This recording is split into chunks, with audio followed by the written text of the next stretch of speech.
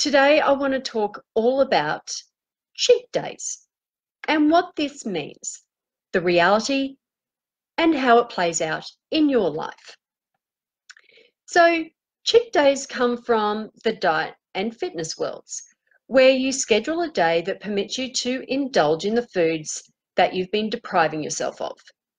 Cheat day supposedly gives you permission to eat indulgent foods for one day, well, sometimes one meal, before you go back on your restrictive, depriving, and maybe even almost starvation type diet.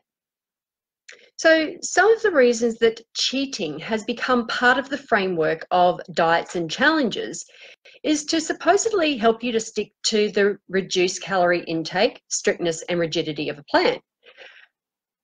To be motivated knowing that the cheat day is coming up, and to reward yourself for being good and sticking to a plan or having strong self-control and willpower for most of the days of the week. However, the potential is that this can lead to an unhealthy relationship with food, and it can also lead to things such as disordered eating behaviours, including emotional eating for celebration, reward, and negative feelings to help you feel better. Only momentarily though. Stress eating, sneaking and hiding food, and binge eating. But then there's also guilt, embarrassment, shame, perceived of lack of self-control, discipline or willpower, feelings of failure, internalized fat and body shaming that comes with this. And then there can be the compensatory behaviours, which include increasing exercise, decreasing food intake or calories, ignoring hunger signals, and then using shakes, pills, etc. Now, I want you to look at how many diets you've been on and how many of them have talked about this cheat meal or days. Now, they might use other terms, but let's be honest, they're cheat meals or days. Now, if you're honest with yourself as well, cheat meals or days are nothing more than cheating yourself. And once you've dieted or restricted at least 5 times in your life, some of these messages, beliefs, and behaviours become unconscious, and they become part of your everyday life, of your plan when you're on one. So when you're trying to eat healthy, even if you're not using the word diet, the word cheat has cheated you into sabotaging behaviours, mindsets, emotions, feelings, and beliefs. You are cheating and sabotaging yourself out of having a healthy relationship with food, exercise, yourself, and your body. So now, how have you twisted cheat days or meals around that you may not be fully aware of? What I'm asking for you to do is to be honest and review your current reality and relationship with food and eating, and become aware and awake.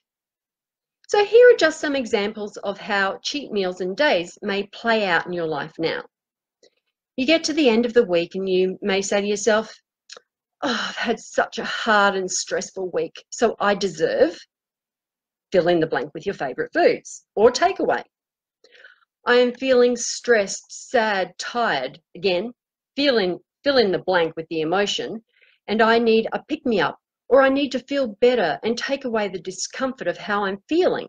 Now, not that you actually process all of these thoughts potentially, but they're actually going on inside your unconscious mind. This is a record that's playing, but you're not hearing it. And so therefore you go and get your go-to foods and drinks to help you feel better. You may have some times of the week or the day that you plan for a treat food. Some people get some on the way home from work and eat it in the car.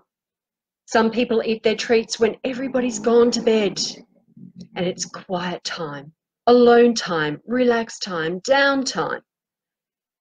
Some people have their weekend food frolic, and this can be eating out, takeaways multiple times throughout the weekend, or basically just junk food for most of the weekend.